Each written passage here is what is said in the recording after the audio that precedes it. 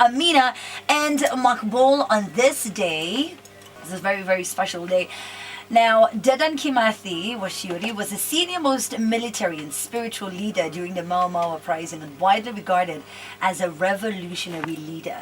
He led an armed military struggle against the British colonial regime in Kenya in the 1950s until his capture in 1957.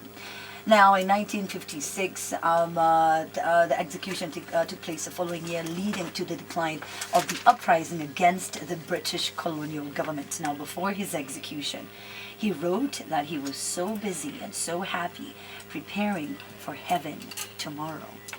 62 years on, we celebrate this man who put his life, his family, and his everything in line so that Kenyans can be liberated. We find out more about who he is. And there are individuals who've taken it upon themselves to tell this story, not only about the struggle, but about the man himself and what drove him to actually sacrifice his all for this land that we call home. With us in studio, good morning, how are you doing? Wangeshi, Gari, there you go. I'm being Christian, but it's okay, it's okay. Wangeshi, first of all, just good morning and welcome to the show. Thank you. What's your connection to this particular story? Let's start from there. Okay, to put it simply, Dedan Kimathi is my aunt's uncle. Yeah, he's my aunt's uncle. Okay. And in our culture, I'd simply refer to him as Buka. Right. Yeah. So he's your grandfather. Yeah, grand uncle. Yeah. So Buka Kimathi. So Kimathi, my hero. Yes. When I was in Standard 6 in Milimani Primary School, big shout out. My first ever book fair happened. So, you know, they had all these different books that you could buy. There were the Nancy Drews, the Hardy Boys, the Mills and Boons, the Sweet Valley Highs, etc., the Archie comics. But for some reason, the book that drew this 12-year-old girl was a simple book by Sam Kahega, and the title is Dedan Kimathi, The Real Story.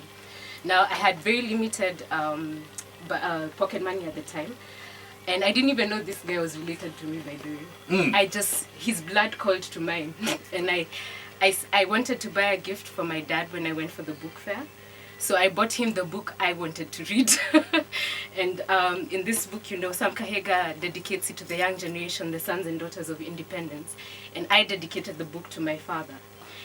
But as I read through it, there was something about his story, his way of being that I just identified with. You know, there's a way even, it's something I know every family can recognize, where certain things are passed down through the generations.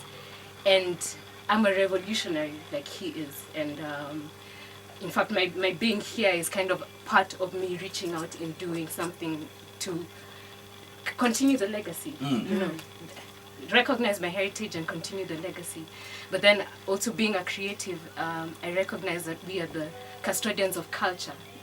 And, you know, we are the ones cultivating what our society becomes. And he was very key about addressing the needs that were present in his day and age. He didn't start out wanting to be a field marshal, this guy. He started out dealing with his shamba. That's how he started out. You know, he started out dealing with the fact that his dad and a couple of his, dad's age mates went to fight a war in the First World War, and never returned. They went to fight a war for a nation that had all these soldiers conscripted.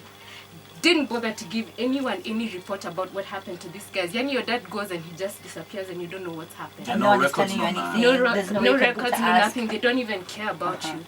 And the generation of soldiers who came back from that war was so traumatized. In fact, they used to beat on drums. They had a song. When the trauma would just be too much, they'd beat on the drums and, be crying, or they'd be like, why, it's like, cry with me drum. Cry with me drum, help me release my emotions. It was therapeutic for them. Yeah, it was therapeutic for them. I have it somewhere here. I'd probably find it at some point, but that was where he was coming from. And in one of the letters I'm going to read today, what I want to do is just simply tell you about himself in his own words. Yes. Let him speak. So I'll read from his diary, I'll read from his letters, and I want to just say thank you to Maina wa Kenyatta, because he compiled this information in a book called Dedan Kimathi Speaks. And anyone can access it, man. We need to know our history. We need to know about our heroes. Yes. Yeah. And celebrate them. And celebrate them. Exactly. Yeah. Now- So this is a letter he wrote to his brother, Colonel Wabariria, in May 24th, 1954. He says, "Many greetings. We should meet before May 30th, 1954. Please inform Major Thea, Captain Barago, and Lieutenant Gatero about this. I have talked to Commander Derito Wadoita, Nyaga, Abdullah, and a few other comrades, and they have agreed that we should get together to review our situation. Mwangi has also told me that there is a group within the movement which is plotting to kill you, Donjera, Derito, Wadoita, and myself. In a situation as serious as this, we should unite all our forces and prepare for a bloody confrontation with these liquidationist elements. Has your illness been cured?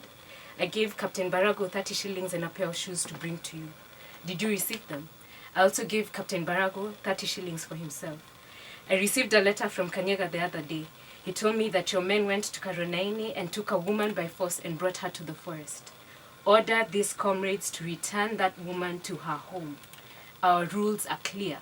It is a serious crime to force individuals to join the guerrilla army without their consent. I am planning to go to Chania and I would like you to join me there. Tell Lieutenant Gatero to inform the 4 guerrilla women from Kanjora to be present when we arrive there. On their arrival, they should go to the house of Joyce, the wife of Gekonyo wa Maheda, who will direct them to Lea Wambui wa Mutunga's house. Under no circumstances should they fail to come. I want to assign them a very important task. Marshal D. Kimathi. Even the I'm 30 just- shillings that he's talking about, Yeah. that was a lot of money back then. Because you know what the Mau Mau would do is there was a subscription service, and the idea was to amass the resources of the people so that if you died, they took care of your orphans and your widows. There was a fund, there were records kept. In fact, the British, it's actually recorded in all these books, and I'll give you exactly where you can get this information. Because people are asking actually online where they Yeah. can get that information. A government circular was sent out in the late 1950s to the Central Provincial Administration that directed that any Mau Mau records should be shredded. Because they we had storehouses. There's even a letter here where, same to Colonel Wamogonda, May 24th, 1954, Kimathi writes, "I do not have flour, sugar, or maize.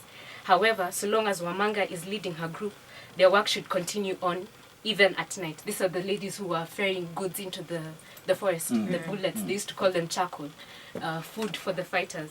She's the only woman you can rely on in that area. Wanjoki has given orders that the books and letter in your possession and the ones in Ehororo should be hidden because the enemy is planning a search in the area. It is better to die than to surrender. This struggle was led by young men and women as well, Yes. Yeah. who have not been, celebrated. Yes. Yes. And let me tell you something that was so amazing about this guy. And you're actually going to hear it in his own words. He cared about his people and he knew each and every single one of them. He wasn't just leading a faceless army like the one that took his father away and never returned him and didn't even tell his family what happened.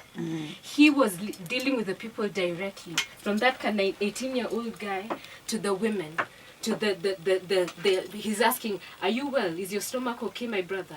He's talking about, there's a letter where he actually says, "I need trousers because the trousers I had, I gave to another guerrilla fighter who needed them more than I did." Wow.